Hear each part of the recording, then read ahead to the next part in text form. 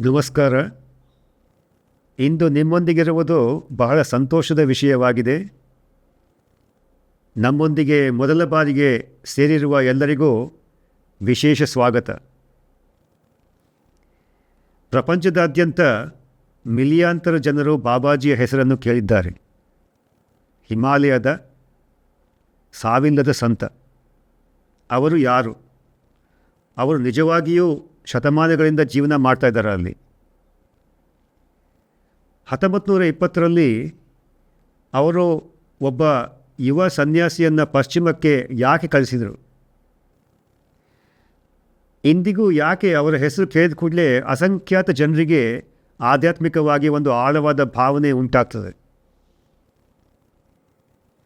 ಈ ಪ್ರಶ್ನೆಗಳಿಗೆ ಉತ್ತರಗಳು ಹಿಂದೆಂದಿಗಿಂತಲೂ ಇಂದು ಭಾಳ ಮುಖ್ಯವಾಗಿವೆ. ಒತ್ತಡ, ಅನಿಶ್ಚಿತತೆ ಮತ್ತು ವೇಗವಾಗಿ ಹೋಗುತ್ತಿರುವ ನಮ್ಮ ಜೀವನದ ಈ ಮಧ್ಯದಲ್ಲಿ ಶಾಂತಿಗಾಗಿ ಹುಡುಕುತ್ತಿರುವ ಈ ಜಗತ್ತಿನಲ್ಲಿ ನಾವು ಬದುಕ್ತಾ ಇದ್ದೀವಿ. ಈ ಯುಗಕ್ಕಾಗಿಯೇ ಮತ್ತು ನಮ್ಮಂಥ ಸಾಧಕರುಗಳಿಗಾಗಿ ಬಾಬಾಜಿಯವರು ಕಳೆದು ಹೋದಂಥ, ಮರೆತು ಹೋದಂತಹ ಆ ಒಂದು ಪುರಾತನ ಒಂದು ಆಧ್ಯಾತ್ಮಿಕ ವಿಜ್ಞಾನವನ್ನು, ಕ್ರಿಯಾಯೋಗ ವಿಜ್ಞಾನವನ್ನು ಪುನರುಜ್ಜೀವನಗೊಳಿಸಿದರು. ಅವರು ಇದು ಆತ್ಮಕ್ಕೆ ಭಗವಂತನ ನೇರ ಅನುಭವವನ್ನು ಜಾಗೃತಗೊಳಿಸುವ ವೈಜ್ಞಾನಿಕ ವಿಧಾನವಾಗಿದೆ ಮತ್ತು ನಮ್ಮೊಳಗೆ ಒಂದು ಅಚಲವಾದ ಆಂತರಿಕ ಶಾಂತಿಯನ್ನು ಸ್ಥಾಪಿಸುವ ವಿಧಾನವಾಗಿದೆ. ಇಂದು ಈ ಮಹಾನ್ ಗುರುಗಳು ನಿಜವಾಗಿಯೂ ಯಾರು ಮತ್ತು ಯಾಕೆ ಅವರ ಉಪಸ್ಥಿತಿ ಮತ್ತು ಭರವಸೆ ಎಂದಿಗೂ ಜೀವಂತ ಮತ್ತು ನೈಜವಾಗಿ ಉಳಿದಿರುತ್ತದೆ ಎಂಬುದನ್ನು ಅನ್ವೇಷಿಸೋಣ. ನಾವು ಒಂದು ಕಥೆಯೊಂದಿಗೆ ಪ್ರಾರಂಭಿಸೋಣ. ಇದನ್ನು ನಾವು ಒಂದು ಇತಿಹಾಸವನ್ನು ಬದಲಾಯಿಸಿದ ಆಧ್ಯಾತ್ಮಿಕ ನಿಯೋಗ ಅಂತ ನಾವು ಕರಿತೀವಿ. ಕಲ್ಕತ್ತಾ ನಗರ, ಇಸವಿ 1920, ದಿನ ಜುಲೈ 25. ಒಬ್ಬ ಯುವ ಸ್ವಾಮಿ ತನ್ನ 20ನೇ ಹರೆಯದಲ್ಲಿ ಇದ್ದಾರೆ. ತನ್ನ ಜೀವನದ ಅತ್ಯಂತ ಸವಾಲಿನ ಮತ್ತು ಮಹತ್ವದ ಪಯಣದ ಅಂಚಿನಲ್ಲಿದ್ದಾರೆ. ಸಾಗರಗಳನ್ನು ದಾಟಿ ಒಂದು ವಿದೇಶಿ ನಾಡಿಗೆ ಪ್ರಯಾಣ ಬೆಳೆಸಿ ಭಾರತದ ಪುರಾತನ ಜ್ಞಾನವನ್ನು ಪಾಶ್ಚಾತ್ಯ ಜಗತ್ತಿಗೆ ಕೊಂಡೊಯ್ಯುವ ಮಹಾಯಾತ್ರೆಗೆ ಸಜ್ಜಾಗಿದ್ದಾರೆ. ಆ ಯುವ ಸನ್ಯಾಸಿಯೇ ಸ್ವಾಮಿ ಯೋಗಾನಂದರು. ತಮ್ಮ ಮುಂದಿನ ಮಹತ್ ಕಾರ್ಯಕ್ಕೆ ಭಗವಂತನ ಭರವಸೆಯನ್ನು ಬೇಡುತ್ತಾ ಆಳವಾದ ಗಾಢವಾದ ಧ್ಯಾನದಲ್ಲಿ ಇದ್ದಾರೆ. ಅವರ ಜೀವನದ ಆ ಮಹತ್ವದ ಕ್ಷಣದಲ್ಲಿ ಆ ಸನ್ಯಾಸಿಯ ನಿವಾಸದಲ್ಲಿ ಒಂದು ಪ್ರಕಾಶಮಾನವಾದ ರೂಪವು ಪ್ರತ್ಯಕ್ಷ ಆಗ್ತದೆ. ಅದು ಕನಸೂ ಅಲ್ಲ, ದರ್ಶನ ಕೂಡ ಅಲ್ಲ, ಭೌತಿಕವಾಗಿ ಸ್ಪಷ್ಟವಾಗಿ ಕಾಣಬಹುದಾದ ರೂಪದಲ್ಲಿ ತೇಜೋಮಯವಾದುದು, ಸುಸ್ಪಷ್ಟವಾದುದು. ಅವರೇ ಮಹಾವತಾರ್ ಬಾಬಾಜಿ, ಅಮರ ಗುರು. ಶತಶತಮಾನಗಳಿಂದ ಈ ಭೂಮಿಯ ಮೇಲೆ ಸಂಚರಿಸುತ್ತಿರುವ ಮಹಾನ್ ಗುರು. ಬಾಬಾಜಿಯವರು ಸ್ವಾಮಿ ಯೋಗಾನಂದರಿಗೆ ಈ ಮಾತುಗಳನ್ನು ಹೇಳ್ತಾರೆ. ಆವಾಗ ಪ್ರತ್ಯಕ್ಷವಾಗಿ ಹೇಳ್ತಾರೆ, ಪಶ್ಚಿಮದಲ್ಲಿ ಕ್ರಿಯಾಯೋಗದ ಸಂದೇಶವನ್ನು ಪ್ರಸಾರ ಮಾಡಲು ನಾನು ಆರಿಸಿಕೊಂಡದ್ದು ನಿನ್ನನ್ನೇ. ಭಾಳ ಹಿಂದೆಯೇ ಕುಂಭಮೇಳದಲ್ಲಿ ನಾನು ನಿನ್ನ ಗುರು ಯುಕ್ತೇಶ್ವರರನ್ನು ಭೇಟಿಯಾಗಿದ್ದೆ. ಆಗ ನಾನು ನಿನ್ನನ್ನು ತರಬೇತಿಗಾಗಿ ಅವರ ಬಳಿಗೆ ಕಳಿಸುತ್ತೇನೆ ಎಂದು ಹೇಳಿದ್ದೆ. ದೈವಾನುಭೂತಿಯ ವೈಜ್ಞಾನಿಕ ತಂತ್ರವಾದ ಕ್ರಿಯಾಯೋಗವು ಅಂತಿಮವಾಗಿ ಎಲ್ಲ ದೇಶಗಳಿಗೂ ಹರಡಿ ಮಾನವನ ವೈಯಕ್ತಿಕವಾದ ಅನಾದ್ಯಾನಂತ ಪರಮಾತ್ಮನ ಅತೀಂದ್ರಿಯಾನುಭೂತಿಯ ಮೂಲಕ ದೇಶಗಳ ನಡುವೆ ಸೌಹಾರ್ದ ಬೆಳೆಯಲು ನೆರವಾಗುತ್ತದೆ. ಇದು ಬಾಬಾಜಿಯವರು ಯೋಗಾನಂದರಿಗೆ ಹೇಳಿದರು. ಯೋಗಾನಂದಜಿ ಯಾವಾಗ ಅವರ ಮನೆಯಲ್ಲಿ ಒಂದು ಆಳವಾದ ಧ್ಯಾನದಲ್ಲಿ ತೊಡಗಿದ್ರು, ಅವರಿಗೊಂದು ಆ ಒಂದು ಪಾಶ್ಚಾತ್ಯ ಜಗತ್ತಿಗೆ ಹೋಗಿ ಈ ಕ್ರಿಯಾಯೋಗದ ಪ್ರಚಾರ ಮಾಡುವಂಥ ಒಂದು ದೊಡ್ಡ ಮಹತ್ ಕಾರ್ಯ, ಅದರ ಬಗ್ಗೆ ಒಂದು ಭರವಸೆಗಾಗಿ, ಒಂದು ಗೈಡೆನ್ಸಿಗಾಗಿ, ಭಗವಂತನ ಒಂದು ಭರವಸೆಗಾಗಿ ಧ್ಯಾನ ಮಾಡ್ತಾ ಇರಬೇಕಾದ್ರೆ ಅಲ್ಲಿ ಬಾಬಾಜಿ ಪ್ರತ್ಯಕ್ಷರಾಗಿ ಈ ಥರ ಸಂದೇಶವನ್ನು ಯೋಗಾನಂದರಿಗೆ ಕೊಟ್ಟರು. ಈ ಮಾತುಗಳೊಂದಿಗೆ ಬಾಬಾಜಿ ಲಕ್ಷಾಂತರ ಜನರ ಜೀವನವನ್ನು ಸ್ಪರ್ಶಿಸಿ ಪರಿವರ್ತಿಸಿದ ಒಂದು ಆಧ್ಯಾತ್ಮಿಕ ನಿಯೋಗವನ್ನು 1 ಶತಮಾನಕ್ಕೂ ಹಿಂದೆ ಆರಂಭಿಸಿದರು. ಮತ್ತು ಇಂದು ನೀವು ದೀರ್ಘಕಾಲದ ಭಕ್ತರಾಗಿರಲಿ ಅಥವಾ ಈ ಅದ್ಭುತ ಬೋಧನೆಯ ಬಗ್ಗೆ ಮೊದಲ ಬಾರಿಗೆ ಕೇಳುತ್ತಿರುವ ಹೊಸ ಸಾಧಕರಾಗಿರಲಿ, ಆ ಜಾಗತಿಕ ನಿಯೋಗದ ಭಾಗವಾಗಿ ನಾವು ಒಗ್ಗೂಡಿದ್ದೇವೆ. ಬಹುಶಃ ಅದೇ ಅದೃಶ್ಯ ದೈವಿಕ ಅನುಗ್ರಹದ ಕಾಣದ ಕೈ ನಮ್ಮೆಲ್ಲರನ್ನ ಒಗ್ಗೂಡಿಸಿರಬಹುದು. ಈಗ ನಿಜವಾಗಿಯೂ ಬಾಬಾಜಿ ಯಾರು ಎಂಬುದನ್ನು ನಾವು ತಿಳ್ಕೊಳ್ಳೋಣ. ಪರಮಹಂಸ ಯೋಗಾನಂದಜಿ ತಮ್ಮ ಯೋಗಿ ಆತ್ಮಕತೆಯಲ್ಲಿ ಈ ಥರ ಬರೀತಾರೆ ಬಾಬಾಜಿಯ ಬಗ್ಗೆ. ಉತ್ತರದಲ್ಲಿ ಬದ್ರಿನಾರಾಯಣದ ಸಮೀಪ ಕಡಿದಾದ ಹಿಮಾಲಯದ ಬಂಡೆಗಳು ಬಾಬಾಜಿಯವರ ಜೀವಂತ ಅಸ್ತಿತ್ವದಿಂದ ಇಂದಿಗೂ ಪುನೀತವಾಗಿವೆ. ಅವರು ಈಗ ಅಲ್ಲಿಯೇ ಇದ್ದಾರೆ. ಹಿಮಾಲಯದ ನಿಶ್ಶಬ್ದ ಉನ್ನತ ಶಿಖರಗಳ ಎಲ್ಲೋ ಒಂದು ಸ್ಥಳದಲ್ಲಿ ಶತಮಾನಗಳಿಂದ ಇದ್ದಂತೆಯೇ ಮಾನವತೆಯ ಆಧ್ಯಾತ್ಮಿಕ ಗತಿಯನ್ನು ಮೌನವಾಗಿ ಅವಲೋಕಿಸುತ್ತ ಅಮರರಾದ ಬಾಬಾಜಿಯವರು ಒಂದು ಅವತಾರವಾಗಿದ್ದಾರೆ. ಮಾನವ ಕುಲದ ಆಧ್ಯಾತ್ಮಿಕ ಉನ್ನತಿಗಾಗಿ ಮಾನವ ರೂಪದಲ್ಲಿ ಅವತರಿಸಿದ ದೈವಿಕ ಅವತಾರ. ಅವರ ಜನನದ ಬಗ್ಗೆ ಯಾವುದೇ ದಾಖಲೆಗಳಿಲ್ಲ. ಯಾವುದೇ ನಗರವು ಅವರನ್ನು ತಮ್ಮ ಊರಿನವರಂತ ಹೇಳಿಕೊಳ್ಳಲ್ಲ. ಯಾವುದೇ ಯುಗವು ಅವರನ್ನು ಒಳಗೊಂಡಿಲ್ಲ. ಪರಮಹಂಸಜಿಯವರು ಹೀಗೆ ಮುಂದುವರಿಸ್ತಾರೆ, ಬಾಬಾಜಿಯ ವಂಶ ಅಥವಾ ಹುಟ್ಟಿದ ಸ್ಥಳ ಇಂತಹ ಪರಿಮಿತವಾಗುವಂತಹ ಚರಿತ್ರ ಲೇಖಕರ ಹೃದಯಕ್ಕೆ ಪ್ರಿಯವಾಗುವಂತಹ ಸಂಗತಿಗಳಾವುವನ್ನು ಕಂಡು ಹಿಡಿದವರಿಲ್ಲ. ಪೂರ್ಣ ಸ್ವತಂತ್ರರಾದ ಯೋಗಿಯ ಕುಟುಂಬದ ಹೆಸರನ್ನು ನಾವು ತಿಳಿಯದಿದ್ದ ಮಾತ್ರಕ್ಕೆ ಏನು ತೊಂದರೆ? ಅವರು ಮಾತನಾಡ್ತಾ ಇದ್ದದ್ದು ಸಾಧಾರಣವಾಗಿ ಹಿಂದಿಯಲ್ಲಿ ಮಾತಾಡ್ತಾ ಇದ್ರು ಅವರು, ಆದರೆ ಬೇರೆ ಎಲ್ಲ ಭಾಷೆಯನ್ನು ಮಾತಾಡ್ತಾರೆ ಅವರು. ಬಾಬಾಜಿ ಎಂಬ ಸರಳವಾದ ಹೆಸರೇ ಅವರಿಗೆ ಸಮ್ಮತವಾಗಿತ್ತು. ಆದರೂ ಅವರ ಶಿಷ್ಯರು ಇನ್ನೂ ಕೆಲವು ಹೆಸರನ್ನು ಕೊಟ್ಟಿದ್ದರು ಅವರಿಗೆ, ಮಹಾವತಾರ್, ಮಹಾಯೋಗಿ, ಈ ಥರ.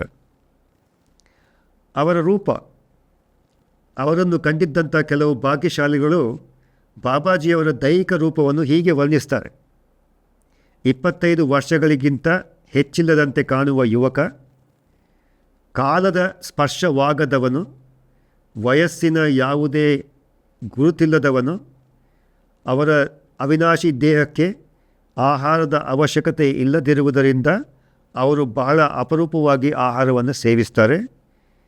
ತಿಳಿ ಮೈ ಬಣ್ಣ, ಮಧ್ಯಮ ಮೈಕಟ್ಟು, ದಿವ್ಯ ಕಾಂತಿಯನ್ನು ಹೊರಹೊಮ್ಮಿಸುವ ಸುಂದರವಾದ ಮತ್ತು ದೃಢವಾದ ಶರೀರ, ಗಾಢವಾದ, ಪ್ರಶಾಂತವಾದ ಮತ್ತು ಮಮತೆಯನ್ನು ಸೂಸುವ ಕಣ್ಣುಗಳು, ಉದ್ದನೆಯ ಹೊಳೆಯುವ ತಾಮ್ರವರ್ಣದ ಕೇಶರಾಶಿ. ಮತ್ತು ಕೆಲವೊಮ್ಮೆ ಬಾಬಾಜಿಯವರಿಗೂ ಲಾರಿಮಾಶಿಯವರಿಗೂ ಎಷ್ಟು ಹೋಲಿಕೆ ಇದೆ ಅಂತೇಳಿದರೆ, ಇಬ್ಬರು ಒಂದೇ ಥರ ಇದ್ದಾರೆ, ಆ ಥರ ಅಷ್ಟು ಹೋಲಿಕೆ ಕಾಣ್ತದೆ. ಲಾರಿಮಾಶಿಯವರು ಬಾಬಾಜಿಯವರ 19ನೇ ಶತಮಾನದ ಪ್ರಧಾನ ಶಿಷ್ಯರಾಗಿದ್ದರು. ಬಾಬಾಜಿಯವರು ತಮ್ಮ ಏನು ಕಾರ್ಯ ಇತ್ತು, ಮಹತ್ ಕಾರ್ಯ, ಆ ಕ್ರಿಯಾಯೋಗವನ್ನು ಪುನರುಜ್ಜೀವನಗೊಳಿಸೋದು ಮತ್ತು ಜನರಿಗೆ ಅದನ್ನು ತಲುಪಿಸ್ಬೇಕು, ಆ ಪುನರುಜ್ಜೀವನದ ಕ್ರಿಯಾಯೋಗ ಪುನರುಜ್ಜೀವನದ ಕಾರ್ಯದಲ್ಲಿ ಅವರು ಲಾರಿಮಾಶಿಯರನ್ನು ತಮ್ಮ ಸಾಧನವನ್ನಾಗಿ ಮಾಡಿಕೊಂಡ್ರು. ಬಾಬಾಜಿಯವರ ಸ್ವಭಾವ ಮಾನವ ಗ್ರಹಿಕೆಯನ್ನು ಮೀರಿದುದು ಅಂತ. ಶ್ರೀ ಯುಕ್ತೇಶ್ವರರು ಅಂತೇಳಿದರೆ ಅವರು ಲಾರಿಮಾಶಿಯರ ಶಿಷ್ಯರು ಮತ್ತು ಪರಮಹಂಸ ಯೋಗಾನಂದರ ಗುರುಗಳು. ಅವರು ಹೀಗೆ ಹೇಳಿದ್ದಾರೆ: ಬಾಬಾಜಿಯ ಆಧ್ಯಾತ್ಮಿಕ ಮಟ್ಟವನ್ನರಿಯಲು ಮಾನವ ಬುದ್ಧಿಗೆ ಸಾಧ್ಯವಿಲ್ಲ. ಮಾನವನ ಸಂಕುಚಿತ ದೃಷ್ಟಿ ಆ ಅತೀಂದ್ರಿಯ ಗೋಚರ ನಕ್ಷತ್ರವನ್ನು ನಾಟಲಾರದು. ಆ ಅವತಾರ ಪುರುಷನ ಸಾಧನೆಯನ್ನು ಜನರು ವ್ಯರ್ಥವಾಗಿ ಚಿತ್ರಿಸಿಕೊಳ್ಳಲು ಪ್ರಯತ್ನಿಸ್ತಾರೆ. ಅದು ಅಗ್ರಾಹ್ಯವಾದುದು ಅಂತ ಯುಕ್ತೇಶ್ವರಜಿ ಹೇಳ್ತಾರೆ. ಭಾರತದ ಪವಿತ್ರ ಗ್ರಂಥಗಳಾದ ಉಪನಿಷತ್ತುಗಳು ಆಧ್ಯಾತ್ಮಿಕ ಪ್ರಗತಿಯ ಪ್ರತಿಯೊಂದು ಹಂತವನ್ನು ಸೂಕ್ಷ್ಮವಾಗಿ ವರ್ಗೀಕರಿಸಿದೆ. ಬಾಬಾಜಿಯವರು ಅತ್ಯುಚ್ಚ ಸ್ಥಿತಿಯನ್ನು ತಲುಪಿದ್ದಾರೆ. ಪರಾಮುಕ್ತ ಅಂತೇಳಿ, ಪರಾಮುಕ್ತ, ಸಂಪೂರ್ಣವಾಗಿ ಮುಕ್ತರಾದವರು, ಸಾವಿನ ಮೇಲೆ ಸಂಪೂರ್ಣ ನಿಯಂತ್ರಣವನ್ನು ಹೊಂದಿರುವವರು, ಅವರು ಸಂಪೂರ್ಣವಾಗಿ ಪುನರ್ಜನ್ಮಗಳ ಚಕ್ರದಿಂದ ಪಾರಾದವರು. ಅವರು ಒಂದು ದೈಹಿಕ ಶರೀರಕ್ಕೆ ಬಂಧಿತರಾದವರಲ್ಲ. ಕೇವಲ ಏಕೈಕ ದೈವಿಕ ಉದ್ದೇಶಕ್ಕಾಗಿ ಅವರು ಇಚ್ಛಾನುಸಾರ ಒಂದು ದೇಹದಲ್ಲಿ ಇರ್ತಾರೆ. ಮಾನವ ಕೋಟಿಗೆ ಸುಲಭವಾಗಿ ಸಿಗುವಂತಿರಲು ಮತ್ತು ಮಾನವ ಮತ್ತು ಭಗವಂತನ ನಡುವೆ ಒಂದು ಸೇತುವೆಯಾಗಲು ಆ ಉದ್ದೇಶಕ್ಕಾಗಿ ಒಂದು ದೇಹದಲ್ಲಿ ಹೊರಡಿರ್ತಾರೆ. ಪರಮಹಂಸಜಿ ಬರೀತಾರೆ, ಭಾರತದಲ್ಲಿ ಬಾಬಾಜಿಯವರ ಧ್ಯೇಯ ಪ್ರವಾದಿಗಳು ತಮ್ಮ ತಮ್ಮ ವಿಶೇಷ ಉದ್ದೇಶಗಳನ್ನು ನೆರವೇರಿಸಲು ಅವರಿಗೆ ಸಹಾಯ ನೀಡುವುದು. ಆ ಕಾರಣದಿಂದಾಗಿ ಅವರು ಮಹಾವತಾರ್ ಎಂಬ ಧಾರ್ಮಿಕ ಉಪಾಧಿಗೆ ಪಾತ್ರರಾಗ್ತಾರೆ. ಬಾಬಾಜಿಯವರು ಸನ್ಯಾಸಾಶ್ರಮವನ್ನು ಪುನರ್ವ್ಯವಸ್ಥೆಗೊಳಿಸಿದ ಶಂಕರರಿಗೆ ಮತ್ತು ಮಧ್ಯಕಾಲೀನ ಪ್ರಸಿದ್ಧ ಪುರುಷನಾದ ಕಬೀರನಿಗೆ ಅವರೇ ಯೋಗದ ಉಪದೇಶ ನೀಡಿದುದಾಗಿ ಹೇಳಿದ್ದಾರೆ.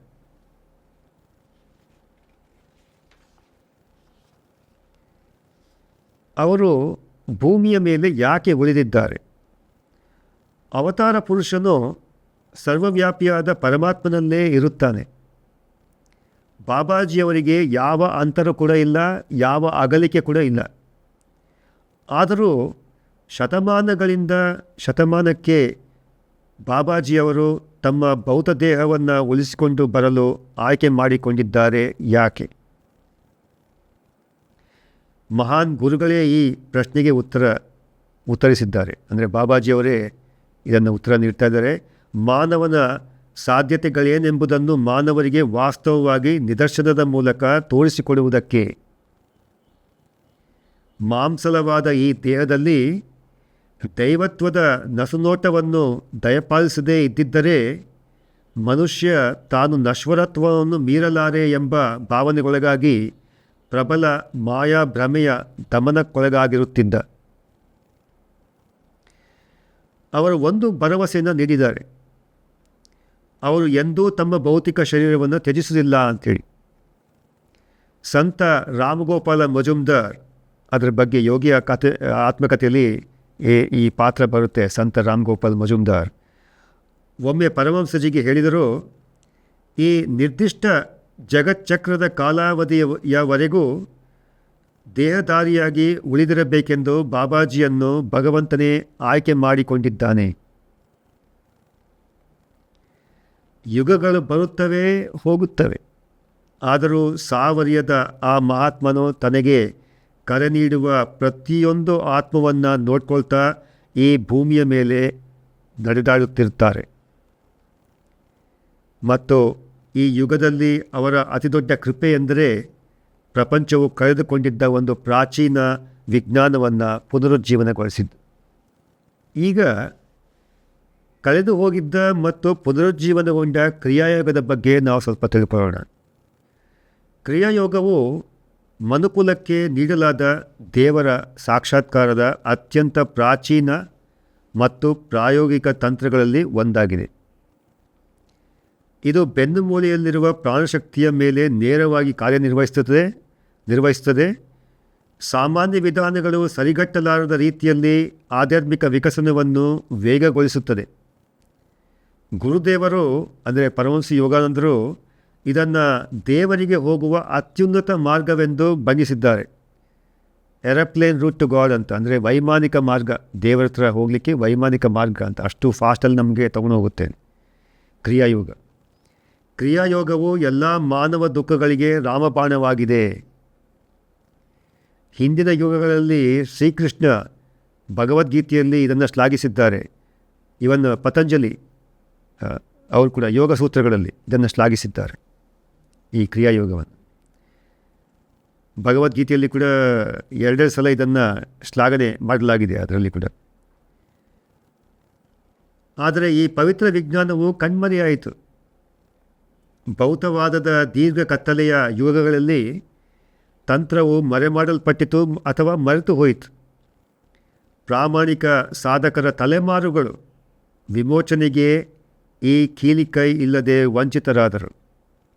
ಒಬ್ಬರು ಇಬ್ಬರಲ್ಲ, ಪ್ರಾಮಾಣಿಕ ಸಾಧಕರ ತಲೆಮಾರುಗಳು, ಒಬ್ಬರು ಇಬ್ಬರ ತಲೆಮಾರುಗಳು ಈ ಒಂದು ಕೀಲಿಕೈ, ಆಧ್ಯಾತ್ಮಿಕ ಕೀಲಿಕೈ ಅಂತ ನಾವೇನು ಹೇಳ್ತೀವಿ, ಕ್ರಿಯಾಯೋಗ ಟೆಕ್ನಿಕ್, ಆ ಒಂದು ತಂತ್ರ ಇಲ್ಲದೆ ಅವರು ವಂಚಿತರಾದರು. ಅವರು ನಂತರ ಈ ಯುಗದಲ್ಲಿ ಅಸಾಧಾರಣವಾದದ್ದೊಂದು ನಡೆಯಿತು.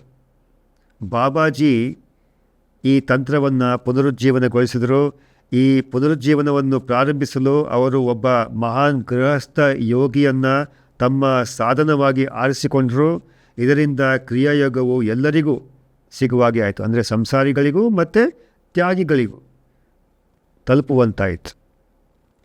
ಆ ಗೃಹಸ್ಥ ಯೋಗಿಯೇ ಲಾರಿ ಮಹಾಶಯರು. ಅವರ ಮೊದಲ ಭೇಟಿಯ ಕಥೆಯು, ಅಂದರೆ ಅವರು ಬಾಬಾಜಿಯವರನ್ನು ಭೇಟಿ ಮಾಡಿದ ಆ ಒಂದು ಕಥೆ ಯೋಗಿಯ ಆತ್ಮಕಥೆಯಲ್ಲಿ ಉಲ್ಲೇಖಿಸಲಾದ ಅತ್ಯಂತ ಆಕರ್ಷಕ ಕಥೆಗಳಲ್ಲಿ ಒಂದಾಗಿದೆ. ಈಗ ಗುರು ಶಿಷ್ಯ ಪರಂಪರೆಯಲ್ಲಿ ಬರುವಂತಹ ಬಾಬಾಜಿ ಲಾರಿ ಮಹಾಶಯರ ಭೇಟಿ, ಅದರ ಬಗ್ಗೆ ನಾವು ನೋಡೋಣ. ಇಸವಿ 1861. ಲಾರಿ ಮಹಾಶಯರು 33 ವರ್ಷದವರಾಗಿದ್ದರು, ವಿವಾಹಿತರಾಗಿದ್ದರು ಮತ್ತು ಪಾಟ್ನಾ ಬಳಿಯ ದಾನಾಪುರದಲ್ಲಿ ಸರ್ಕಾರಿ ಲೆಕ್ಕ ಪರಿಶೋಧಕರಾಗಿ ಕೆಲಸ ಮಾಡ್ತಾಯಿದ್ದರು. ನಂತರ ರಹಸ್ಯವಾಗಿ ಅದೃಶ್ಯ ಕೈಯಿಂದ ಮಾರ್ಗದರ್ಶಿಸಲ್ಪಟ್ಟಂತೆ ಅವರಿಗೆ ಹಿಮಾಲಯದ ತೀರಾ ಒಳಗಿರುವ ರಾಣಿಖೇತ್ಗೆ ವರ್ಗಾವಣೆಯ ಆದೇಶ ಬರ್ತದೆ. ಈ ವರ್ಗಾವಣೆ ಬಾಬಾಜಿಯವರಿಂದ ದೈವಿಕವಾಗಿ ಯೋಜಿಸಲ್ಪಟ್ಟಿದೆ ಎಂದು ಅವರಿಗೆ ತಿಳಿದಿರಲಿಲ್ಲ. ಬಾಬಾಜಿ 3 ದಶಕಗಳಿಗೂ ಹೆಚ್ಚು ಕಾಲ ಅವರಿಗಾಗಿ ಕಾಯ್ತಾ ಇದ್ದರು. ಒಂದು ಮಧ್ಯಾಹ್ನ ದ್ರೋಣಗಿರಿ ಪರ್ವತದ ಬೆಟ್ಟಗಳಲ್ಲಿ ಲಾರಿ ಮಹಾಶಯರು ವಿಹರಿಸುತ್ತಿದ್ದಾಗ, ಅಂದರೆ ರಾಣಿಖೇತ್ಗೆ ಹೋಗಿ ಅಲ್ಲಿ ರಾಣಿಖೇತ್ನ ಹತ್ತಿರ ದ್ರೋಣಗಿರಿ ಪರ್ವತ ಬೆಟ್ಟಗಳಲ್ಲಿ ಲಾರಿ ಮಹಾಶಯರು ವಿಹರಿಸುತ್ತಿದ್ದಾಗ ದೂರದಿಂದ ತಮ್ಮ ಹೆಸರನ್ನು ಕರೆಯುವ ಧ್ವನಿಯನ್ನು ಕೇಳ್ತಾರೆ. ಅವರು ಆ ಧ್ವನಿ ಬಂದ ಕಡೆಗೆ ಬೆಟ್ಟ ಹತ್ತಿ ಗುಹೆಗಳಿಂದ ಕೂಡಿದ ಒಂದು ಚಿಕ್ಕ ಬಯಲಿನ ಬಳಿ ಬರ್ತಾರೆ. ಅಲ್ಲಿ ಒಂದು ಬಂಡೆಯ ಅಂಚಿನಲ್ಲಿ ಒಬ್ಬ ಮುಗುಳು ನಗುವ ಯುವಕ ನಿಂತಿರ್ತಾನೆ. ತಾಮ್ರ ಬಣ್ಣದ ಕೂದಲು ಮತ್ತು ಅತ್ಯಾಶ್ಚರ್ಯವೆಂಬಂತೆ ಲಾರಿ ಮಹಾಶಯರಂತೆಯೇ ಕಾಣುವ ಮುಖ, ಸ್ವಾಗತಿಸಲು ಕೈ ಚಾಚಿದ್ದಾನೆ. ಅವರು ಬಾಬಾಜಿ. ಅವರು ತಮ್ಮ ಕೈ ಚಾಚಿ ಹೇಳ್ತಾರೆ, ಲಾರಿ, ನೀನು ಬಂದೆಯ, ಈ ಗುಹೆಯಲ್ಲಿ ವಿಶ್ರಾಂತಿ ತೆಗೆದುಕೋ, ನಿನ್ನನ್ನು ಕರೆದದ್ದು ನಾನೇ. ಲಾರಿ, ನೀನು ಬಂದೆಯ, ಈ ಗುಹೆಯಲ್ಲಿ ವಿಶ್ರಾಂತಿ ತೆಗೆದುಕೋ, ನಿನ್ನನ್ನು ಕರೆದದ್ದು ನಾನೇ. ನಂತರ ಬಾಬಾಜಿ ಲಾರಿ ಮಹಾಶಯರ ಹಣೆಯನ್ನು ನಿಧಾನವಾಗಿ ಸ್ಪರ್ಶಿಸ್ತಾರೆ. ಆ ಸ್ಪರ್ಶದಲ್ಲಿ ಅದ್ಭುತವಾದ ವಿದ್ಯುತ್ ಪ್ರವಾಹವು ಲಾರಿ ಮಹಾಶಯರ ಮೂಲಕ ಹರಿಯುತ್ತದೆ ಮತ್ತು ಹಿಂದಿನ ಜನ್ಮದ ನೆನಪು, ಮರೆತು ಹೋದ ನೆನಪುಗಳು ಮರಳಿ ಬರ್ತವೆ. ನೆನಪುಗಳೆಂದರೆ ತಮ್ಮ ಪ್ರೀತಿಯ ಗುರು ಬಾಬಾಜಿಯವರ ಅಡಿಗಳಲ್ಲಿ ಅದೇ ಗುಹೆಯಲ್ಲಿ ಧ್ಯಾನದಲ್ಲಿ ಕಳೆದ ಹಿಂದಿನ ಜೀವನದ ನೆನಪುಗಳು. ಬಾಬಾಜಿ ಮುಂದುವರಿಸ್ತಾರೆ. ಲಾರಿ ಮಹಾಶಯರಿಗೆ ಹೇಳ್ತಾ ಇದ್ದಾರೆ ಬಾಬಾಜಿಯವರು, 3 ದಶಕಗಳಿಗೂ ಹೆಚ್ಚಾಗಿ ನಾನು ನಿನ್ನ ಬರವಿಗಾಗಿ ಕಾದೆ. ನೀನು ಮರಣಾನಂತರದ ಜೀವನದ ಪ್ರಕ್ಷುಬ್ಧ ಅಲೆಗಳ ಹೊಡೆತಕ್ಕೆ ಸಿಕ್ಕಿ ಜಾರಿಕೊಂಡು ಅದೃಶ್ಯವಾಗಿ ಹೋದೆ. ನಿನ್ನ ಕಣ್ಣಿಗೆ ನಾನು ಮರೆಯಾದರೂ ನಾನು ನಿನ್ನನ್ನು ಮರೆಯಲಿಲ್ಲ. ಪ್ರಕಾಶಮಾನ ನಕ್ಷತ್ರ ವಲಯದ ಮೇಲೆಲ್ಲ ನಿನ್ನನ್ನು ಹಿಂಬಾಲಿಸಿದೆ. ತಾಳ್ಮೆಯಿಂದ ತಿಂಗಳು ತಿಂಗಳು ವರ್ಷ ವರ್ಷವೂ ನಿನ್ನನ್ನೇ ಕಾವಲು ಕಾಯುತ್ತಾ ಈ ನಿರ್ದಿಷ್ಟ ದಿನಕ್ಕಾಗಿ ಎದುರು ನೋಡುತ್ತಿದ್ದೆ. ಅಂದು ರಾತ್ರಿ ಬಾಬಾಜಿಯವರು ಅದ್ಭುತವಾದ ಚಿನ್ನದ ಅರಮನೆಯನ್ನು ಸೃಷ್ಟಿಸಿದರು. ಗೋಲ್ಡನ್ ಪ್ಯಾಲೇಸ್ ವಜ್ರ, ನೀಲಮಣಿ ಮತ್ತು ಪಚ್ಚೆಗಳಿಂದ ಅಲಂಕರಿಸಲ್ಪಟ್ಟದ್ದು. ಅದರಲ್ಲಿ ಪವಿತ್ರ ಅಗ್ನಿಯ ಮುಂದೆ ಅವರು ಲಾರಿ ಮಹಾಶಯರಿಗೆ ಕ್ರಿಯಾಯೋಗದ ಪ್ರಾಚೀನ ರಹಸ್ಯಗಳಿಗೆ ದೀಕ್ಷೆ ನೀಡಿದರು. ಆ ಉದ್ದೇಶವು ಈಡೇರಿದಾಗ ಅರಮನೆಯು ಅದು ಹೊರಹೊಮ್ಮಿದ್ದ ಚಿಂತನೆಯ ಮೂಲ ಸ್ವರೂಪಕ್ಕೆ ಹಿಂತಿರುಗಿತು. ಈ ಅದ್ಭುತ ಪವಾಡವನ್ನು ನಿರ್ವಹಿಸುವ ಮೂಲಕ ಬಾಬಾಜಿ ಜಗತ್ತಿಗೆ ತಿಳಿಸಿದ್ದೇನೆಂದರೆ, ಪ್ರತಿಯೊಬ್ಬ ಮನುಷ್ಯನು ದೈವಿ ಶಕ್ತಿಯ ಆಗಾರ ಆಗಿದ್ದಾನೆ. ತಮ್ಮನ್ನು ದೇವರ ಮಕ್ಕಳೆಂದು ಅರಿತುಕೊಂಡವರಿಗೆ ಸೃಷ್ಟಿಯ ಎಲ್ಲ ಶಕ್ತಿಗಳೂ ಸೇರಿವೆ. ಬಳಲುತ್ತಿರುವ ಮಾನವ ಕುಲದ ಗೋಳು ಮಹಾತ್ಮರ ಕಿವಿಗೆ ಕೇಳಿಸದೇ ಏನೂ ಇಲ್ಲ ಎಂದು ಬಾಬಾಜಿ ಬಹಿರಂಗಪಡಿಸಿದರು ಮತ್ತು ಕ್ರಿಯಾಯೋಗವನ್ನು ಮತ್ತೆ ಜಗತ್ತಿಗೆ ಪರಿಚಯಿಸುವ ಮೂಲಕ ಅನೇಕರಿಗೆ ಸಾಂತ್ವನವನ್ನು ತರಲು ಲಾರಿಮಾಶಯರನ್ನು ಆಯ್ಕೆ ಮಾಡಲಾಗಿದೆ. ಗೃಹಸ್ಥರಾಗಿ ಅವರ ಜೀವನವೇ ಸಂದೇಶವಾಗಿತ್ತು. ಸಂಸಾರ ಬಂಧನ ಮತ್ತು ಪ್ರಾಪಂಚಿಕ ಕರ್ತವ್ಯಗಳ ಅಗಾಧ ಹೊರೆ ಹೊತ್ತ ಲಕ್ಷಾಂತರ ಜನರು ಹತಾಶರಾಗಬೇಕಾಗಿಲ್ಲ. ಏಕೆಂದರೆ ವಿಮೋಚನೆಯು ಬಾಹ್ಯ ತ್ಯಾಗದ ಮೇಲೆ ಅಲ್ಲ, ಆಂತರಿಕ ತ್ಯಾಗದ ಮೇಲೆ ಅವಲಂಬಿತವಾಗಿದೆ. ಅವರ ಸಮತೋಲಿತ ಕರ್ತವ್ಯನಿಷ್ಠ ಆತ್ಮಸಂಯಮದ ಜೀವನದ ಮೂಲಕ ಜಗತ್ತಿನಲ್ಲಿ ಸಂಪೂರ್ಣವಾಗಿ ಉಳಿದಿರುವವನು ಸಹ ಜ್ಞಾನೋದಯದ ಖಚಿತ ಮಾರ್ಗದಲ್ಲಿ ನಡೆಯುತ್ತಾನೆ ಎಂದು ಜಗತ್ತು ಕಲಿಯುತ್ತದೆ. ಆದರೂ ಬಾಬಾಜಿಯವರು ಲಾರಿಮಾಶರಿಗೆ ಪ್ರಾಚೀನ ಕ್ಲಿಷ್ಟ ನಿಯಮಾವಳಿಗಳನ್ನು ಪಾಲಿಸಬೇಕೆಂದು ಹೇಳಿದರು. ಅಂದರೆ ಲಾರಿಮಾಶಯರು ಇನ್ನೂ ಬೇರೆಯವರಿಗೆ ಕ್ರಿಯಾಯೋಗವನ್ನು ಉಪದೇಶ ಏನು ಮಾಡ್ತಾರೆ, ಆವಾಗ ಬಾಬಾಜಿ ಲಾರಿಮಾಶರಿಗೆ ಹೇಳಿದರು, ನೀನು ಬೇರೆಯವರಿಗೆ ಕ್ರಿಯಾಯೋಗವನ್ನು ಪ್ರಚಾರ ಮಾಡುವಾಗ ಏನು ಉಪದೇಶ ಮಾಡ್ತಿ ಕ್ರಿಯಾಯೋಗವನ್ನು, ಆವಾಗ ಪ್ರಾಚೀನ ಕ್ಲಿಷ್ಟ ನಿಯಮಾವಳಿಗಳನ್ನು ಪಾಲಿಸಬೇಕು. ಅದು ಹೀಗೆ ಕೊಡಲಿಕ್ಕಾಗಲ್ಲ, ಕೆಲವು ಕ್ಲಿಷ್ಟ ನಿಯಮಗಳಿದ್ದಾವೆ. ದೈವಿಕ ಅನ್ವೇಷಣೆಯಲ್ಲಿ ಎಲ್ಲವನ್ನೂ ತ್ಯಾಗ ಮಾಡಲು ಪ್ರತಿಜ್ಞೆ ಮಾಡಿದವರಿಗೆ ಮಾತ್ರ ಕ್ರಿಯಾಯೋಗವನ್ನು ನೀಡಬೇಕು ಎಂದರು. ದುಃಖದಿಂದ ನೊಂದಿರುವ ಲೋಕದ ಸ್ತ್ರೀ ಪುರುಷರ ಬಗ್ಗೆ ಅಪಾರವಾದ ಕಾಳಜಿಯನ್ನು ಹೊಂದಿದ್ದ ಲಾರಿಮಾಶಯರು ತ್ರಿವಿಧ ತಾಪಗಳಿಂದ ನರಳುತ್ತಿರುವ ಅನೇಕರು ಕ್ರಿಯಾಯೋಗದಿಂದ ವಂಚಿತರಾದರೆ ಅವರು ಎಂದಿಗೂ ವಿಮೋಚನೆಯ ಮಾರ್ಗವನ್ನು ಹಿಡಿಯುವ ಧೈರ್ಯವನ್ನು ಮಾಡದೇ ಇರಬಹುದು. ಆದ್ದರಿಂದ ತಮ್ಮ ಗುರುಗಳಿಗೆ ಈ ಕಠಿಣ ನಿಯಮಗಳನ್ನು ಸಡಿಲಿಸಲು ಮತ್ತು ಸಂಪೂರ್ಣ ಆಂತರಿಕ ತ್ಯಾಗಕ್ಕೆ ಇನ್ನೂ ಸಿದ್ಧರಾಗಿಲ್ಲದ ಪ್ರಾಮಾಣಿಕ ಸಾಧಕರಿಗೂ ಸಹ ಕ್ರಿಯಾಯೋಗದ ವಿಮೋಚನಾಕಾರಿ ಕೃಪೆ ದೊರೆಯುವಂತಾಗಲಿ ಎಂದು ಮನವಿ ಮಾಡಿಕೊಂಡರು. ಹಾಗೇ ಆಗಲಿ, ದೇವೇಚ್ಛೆಯೇ ನಿನ್ನ ಮೂಲಕ ನುಡಿದಿದೆ. ನೆರವಿಗಾಗಿ ಯಾರೋ ನಿನ್ನ ಬಳಿ ಬಂದು ನಮ್ರತೆಯಿಂದ ಬೇಡುತ್ತಾರೋ ಅಂಥವರಿಗೆಲ್ಲರಿಗೂ ಕ್ರಿಯಾಯೋಗವನ್ನು ಉಪದೇಶಿಸು ಎಂದು ಬಾಬಾಜಿಯವರು ಹೇಳಿದರು. ಎಲ್ಲರಿಗೂ ಕ್ರಿಯಾಯೋಗವನ್ನು ಉಪದೇಶಿಸು. ಯಾರು ನಮ್ರತೆಯಿಂದ ರಿಕ್ವೆಸ್ಟ್ ಮಾಡ್ತಾರೆ, ಯಾರು ನಮ್ರತೆಯಿಂದ ಕೇಳ್ತಾರೆ ಕ್ರಿಯಾಯೋಗಕ್ಕೆ ನೆರವಿಗಾಗಿ, ಯಾರು ನಿನ್ನ ಬಳಿ ಬಂದು ನಮ್ರತೆಯಿಂದ ಬೇಡುತ್ತಾರೋ ಅಂಥವರಿಗೆಲ್ಲರಿಗೂ ಕ್ರಿಯಾಯೋಗವನ್ನು ಉಪದೇಶಿಸು. ಬಾಬಾಜಿಯವರು ಮತ್ತೆ ಪುನಃ ಲಾರಿಮಾಶರಿಗೆ ಇದನ್ನು ಮುಂದುವರಿಸಿದರು. ನಿನ್ನ ಪ್ರತಿಯೊಬ್ಬ ಶಿಷ್ಯನಿಗೂ ಭಗವದ್ಗೀತೆಯಲ್ಲಿ ಬರುವ ಈ ಭವ್ಯ ಭರವಸೆಯನ್ನು ಕುರಿತು ಮತ್ತೆ ಮತ್ತೆ ಹೇಳು. ಸ್ವಲ್ಪಮಪ್ಯಸ್ಯ ಧರ್ಮಸ್ಯ ತ್ರಾಯತೆ ಮಹತೋ ಭಯಾತ್. ಅಂದರೆ ಅದರ ಅರ್ಥ, ಧರ್ಮದ ಅಲ್ಪ ಸ್ವಲ್ಪ ಆಚರಣೆಯೂ ಕೂಡ ಮಹಾಭಯದಿಂದ ನಿಮ್ಮನ್ನು ರಕ್ಷಿಸುತ್ತದೆ. ಮಹಾಭಯವೆಂದರೆ ಹುಟ್ಟು ಸಾವುಗಳ ಪುನರಾವರ್ತಿತ ಚಕ್ರಗಳಿಂದ ಪ್ರಾಪ್ತವಾಗುವ ಮಹಾ ಕಷ್ಟಗಳು. ಈಗ ನಾವು ನೋಡೋಣ, ಲಾರಿಮಾಶರಿಂದ ಹೇಗೆ ಅದು ಯುಕ್ತೇಶ್ವರರಿಗೆ ಹೇಗೆ ಅದು ಟ್ರಾನ್ಸ್ಫಾರ್ಮೇಷನ್ ಆಯಿತು, ಹಸ್ತಾಂತರ ಆಯಿತು. ಲಾರಿಮಾಶಯರು ಲೌಕಿಕ ಪ್ರಪಂಚಕ್ಕೆ ಮರಳಿದರು. ತಮ್ಮ ಕುಟುಂಬಕ್ಕೆ, ತಮ್ಮ ಕಚೇರಿಗೆ, ತಮ್ಮ ಸಾಮಾನ್ಯ ಜೀವನಕ್ಕೆ. ಬನಾರಸ್ನಲ್ಲಿರುವ ತಮ್ಮ ಮನೆಯಿಂದ ಅವರು ಪ್ರಾಮಾಣಿಕ ಭಕ್ತರಿಗೆ ಮೌನವಾಗಿ ಕ್ರಿಯಾಯೋಗದಲ್ಲಿ ದೀಕ್ಷೆ ನೀಡಲು ಆರಂಭಿಸಿದರು. ಯಾವುದೇ ಪ್ರಚಾರವಿಲ್ಲ, ಯಾವುದೇ ಘೋಷಣೆ ಇಲ್ಲ. ಅವರ ಅತ್ಯಂತ ಮಹಾನ್ ಶಿಷ್ಯರಲ್ಲಿ ಶ್ರೀ ಪ್ರಿಯನಾಥ್ ಕರಾರ್ ಎಂಬ ಒಬ್ಬ ಯುವಕ ಇದ್ದರು. ಅವರೇ ಸ್ವಾಮಿ ಯುಕ್ತೇಶ್ವರ ಗಿರಿ ಎಂದು ಪ್ರಸಿದ್ಧರಾದರು. ಸ್ವಾಮಿ ಶ್ರೀ ಯುಕ್ತೇಶ್ವರ ಗಿರಿ ಎಂದು ಪ್ರಸಿದ್ಧರಾದರು. ಶ್ರೀ ಯುಕ್ತೇಶ್ವರ್ಜಿ ಆಳವಾದ ಆಧ್ಯಾತ್ಮಿಕ ಸಾಕ್ಷಾತ್ಕಾರವನ್ನು ಪಡೆದ ಗುರುಗಳಾಗಿದ್ದರು. ಪರಮಹಂಸ ಯೋಗಾನಂದಜಿ ನಂತರದಲ್ಲಿ ಅವರನ್ನು ಜ್ಞಾನಾವತಾರರು ಎಂದು ಬಣ್ಣಿಸಿದ್ದಾರೆ. ಅವರ ತೀಕ್ಷ್ಣ ಒಳನೋಟ ಮತ್ತು ಕಠಿಣ ಆಧ್ಯಾತ್ಮಿಕ ಶಿಸ್ತು ಅನೇಕ ಸಾಧಕರನ್ನು ದೇವರತ್ತ ಮಾರ್ಗದರ್ಶಿಸಿತು.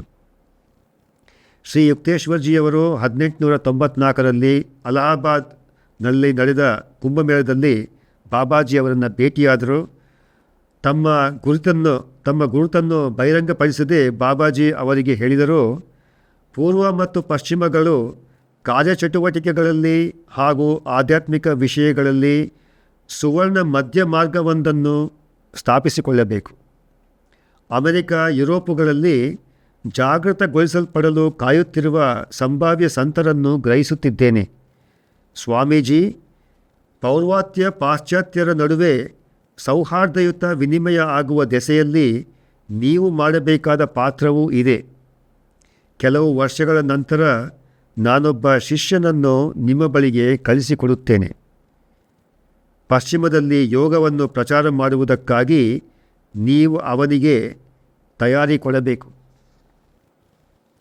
ಆ ಶಿಷ್ಯನೇ ಮುಕುಂದಲಾಲ್ ಘೋಷ್, ನಂತರ ಪರಮಹಂಸ ಯೋಗಾನಂದರಾದರು. ಹೀಗೆ ಕ್ರಿಯಾಯೋಗದ ಪವಿತ್ರ ಜ್ಯೋತಿಯು ಮತ್ತೊಮ್ಮೆ ಹಸ್ತಾಂತರಗೊಂಡಿತು. ಶ್ರೀ ಯುಕ್ತೇಶ್ವರ್ಜಿ ಅವರಿಂದ ಪರಮಹಂಸ ಯೋಗಾನಂದರಿಗೆ. ಯುವ ಸನ್ಯಾಸಿಯಾಗಿದ್ದರು ಅವರು ಪರಮಹಂಸ ಯೋಗಾನಂದರು ಅದನ್ನು ಸಮುದ್ರದ ಆಚೆಗೆ ವಿದೇಶಕ್ಕೆ ಕೂಡ ಪಾಶ್ಚಿಮಾತ್ಯ ಜಗತ್ತಿಗೆ ಕೂಡ ಕೊಂಡೊಯ್ದರು. ಈಗ ನೋಡೋಣ ನಾವು ಶ್ರೀ ಯುಕ್ತೇಶ್ವರ್ಜಿಯಿಂದ ಗುರುದೇವ ಪರಮಹಂಸ ಯೋಗಾನಂದಜಿಯವರಿಗೆ ಹೇಗೆ ಹಸ್ತಾಂತರ ಆಯಿತು. ಪರಮಹಂಸ ಯೋಗಾನಂದಜಿಯವರು ಶ್ರೀ ಯುಕ್ತೇಶ್ವರ್ಜಿಯವರ ಕಟ್ಟುನಿಟ್ಟಿನ ಮತ್ತು ಪ್ರೀತಿಯ ಮಾರ್ಗದರ್ಶನದಲ್ಲಿ ತರಬೇತಿಯನ್ನು ಪಡೆದರು. ಅವರಿಗೆ ಸ್ವಾಮಿ ಶ್ರೀ ಯುಕ್ತೇಶ್ವರ್ಜಿಯವರು ಕ್ರಿಯಾಯೋಗ ದೀಕ್ಷೆಯನ್ನು ಮಾತ್ರವಲ್ಲದೆ ಸನ್ಯಾಸ ದೀಕ್ಷೆಯನ್ನು ಕೂಡ ನೀಡಿದರು. ಅವರು ಗುರು ಪರಂಪರೆಯ ಮೂಲಕ ಹರಿದು ಬಂದ ಅವಿಚ್ಛಿನ್ನ ಸಾಕ್ಷಾತ್ಕಾರದ ಧಾರೆಯನ್ನು ಕೂಡ ಪಡೆದರು. 1920ರಲ್ಲಿ ಅಂತಾರಾಷ್ಟ್ರೀಯ ಧಾರ್ಮಿಕ ಉದಾರವಾದಿಗಳ ಸಮ್ಮೇಳನದಲ್ಲಿ ಭಾಗವಹಿಸಲು ಅಮೆರಿಕಕ್ಕೆ ತೆರಳುವ ಸ್ವಲ್ಪ ಮೊದಲು ಬಾಬಾಜಿ ಅವರಿಗೆ ಅಂದರೆ ಯೋಗಾನಂದರಿಗೆ ಕಲ್ಕತ್ತಾದ ಗರ್ಪಾರ್ ರಸ್ತೆಯಲ್ಲಿರುವ ತಮ್ಮ ಮನೆಯಲ್ಲಿ ಕಾಣಿಸಿಕೊಂಡರು. ಕ್ರಿಯಾಯೋಗವನ್ನು ಜಗತ್ತಿಗೆ ಕೊಂಡೊಯ್ಯಲು ಆಯ್ಕೆಯಾದವರು ಅವರೇ ಅಂದರೆ ಯೋಗಾನಂದರೇ ಎಂದು ದೃಢಪಡಿಸಿದರು. ಈ ಕಥೆಯ ಬಗ್ಗೆಯೇ ನಾನು ಪ್ರಾರಂಭದಲ್ಲಿ ಉಲ್ಲೇಖ ಮಾಡಿದ್ದು.